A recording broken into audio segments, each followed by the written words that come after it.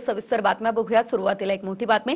कांदिवलीमध्ये अमराठी रिक्षा चालकाची मराठी रिक्षा चालकाला मारहाण पाहायला मिळते। कांदिवली पोलिसांनी अमराठी रिक्षा चालकाला ताब्यात घेतलाय। मराठी रिक्षा चालकाला मारहाण केल्यानं मनसे आता आक्रमक झालेली आहे। कांदिवलीमध्ये अमराठी रिक्षा चालकानं एका मराठी रिक्षा चालकाला मारहाण केलेली आहे। कांदिवलीमध्ये ही संपूर्ण घटना घडलेली आहे। अमराठी रिक्षा चालकांची मुजोरी या ठिकाणी पाहायला मिळालेली आहे। त्यामुळे आता मनसे मात्र आक्रमक झालेली आहे। मारहाण करणाऱ्या व्यक्तीला पोलिसांनी ताब्यात घेतलेला आहे। काय नाव आहे तुमचं आणि कोण मारलं होतं तुम्हाला? माझं नाव प्रकाश बंडू शेजवळ आहे। मी हिंदुस्थान नाक्यावरून भाडं घेऊन स्टेशनला येत होतो।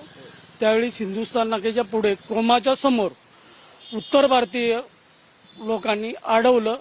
रिक्षाचं वायपर, माझा एअरफोन, मला धक्काबुक्की केली। नंतर मारहाणही केली। 4-5 लोक होते, त्यातला एक मिळाला।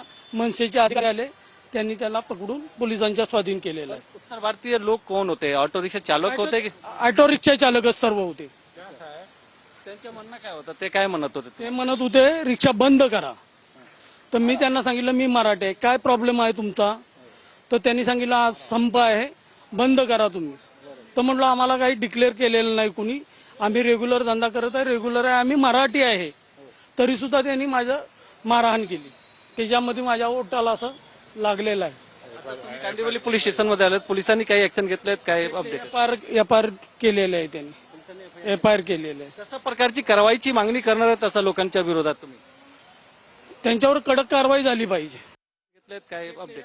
एफआयआर केलेलं आहे त्यांनी, एफआयआर केलेलं आहे। कशा प्रकारची कारवाईची मागणी करणार आहेत अशा लोकांच्या विरोधात तुम्ही? त्यांच्यावर कडक कारवाई झाली पाहिजे।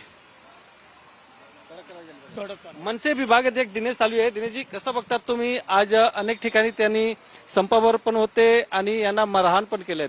हो, ते मला सकाळी कॉल आला। आरएनए जवळ आपला एक मराठी रिक्षावाल्याला परप्रांतीय रिक्षावाल्याने मारलं। तसंच माझे सहकारी तिकडचे जेवढे पदाधिकारी आता समोर आहेत, या लोकांनी मी ताबडतोब तिथे फोन करून सांगितलं की बाबा पोचा। पोहोचल्यानंतर मीही तिथे पोहोचलो। चारकोपचे सिनियर तिथे आले, कांदोलीचे सिनियर त्या ठिकाणी आलेले होते।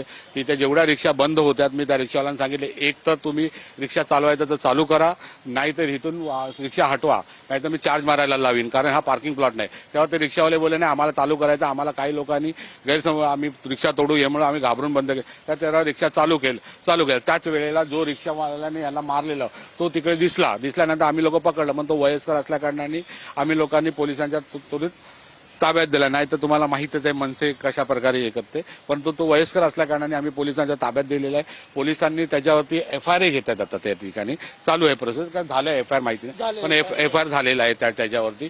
आमचं एवढंच सर्व उत्तर भारतीय जे काही रिक्षा चालक आहे एवढंच म्हणणं आहे की तुम्ही आज एवढ्या 1500 किलोमीटर लांबून इकडे आला